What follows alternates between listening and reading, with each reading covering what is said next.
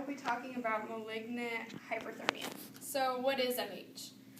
Malignant hyperthermia is a life-threatening hypermetabolic disorder of skeletal muscle triggered by anesthesia.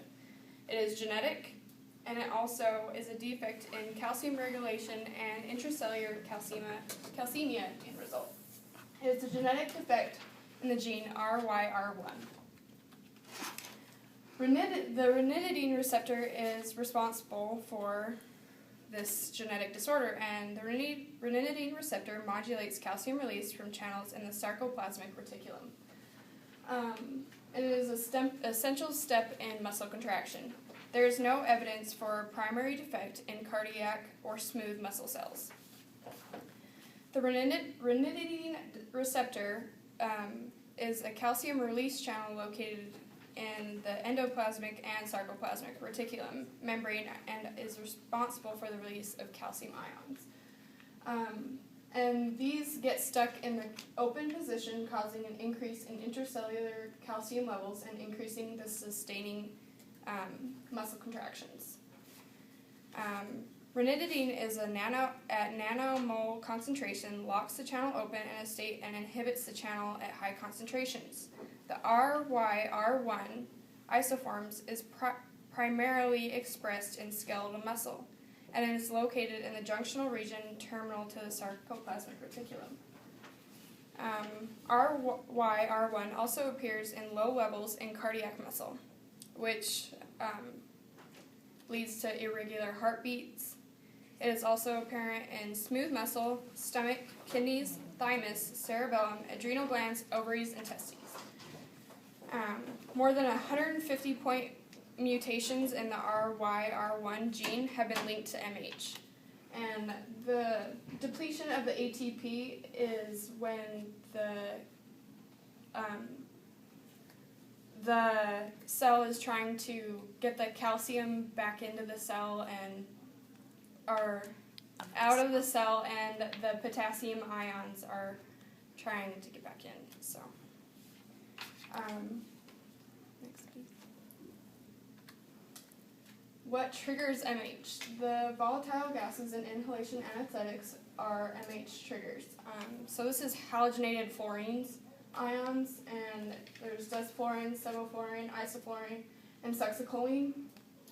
It triggers the relaxation of the muscles and can trigger an MH crisis. The clinical signs are, also MH can occur under general anesthesia, and it could be within induction within several minutes or within several hours. And they're looking into studies is dose dependent. So, skeletal muscle counts as from 40 to 50% of body mass. So, meaning small changes equal big biochemical results. So, and not all cases are the same and will not have the same results, but that doesn't mean that they couldn't be life-threatening. So, and with the energy-dependent reuptake mechanisms, they're trying to remove calcium, causing the muscle metabolism to increase and the accelerated processes of increase in O2 consumption and augment CO2 and heat production from the ATP releasing so much energy from trying to get the calcium ions out. So, and depletion of the ATP means lactic acid, and that means it could lead to acidosis. And the increase of temperature that could be so high that it's usually around, it can start at about 110 degrees, and 115 degrees is brain damage. So it's irreversible damage that could lead to cardiac arrhythmia and renal damage and cerebral damage.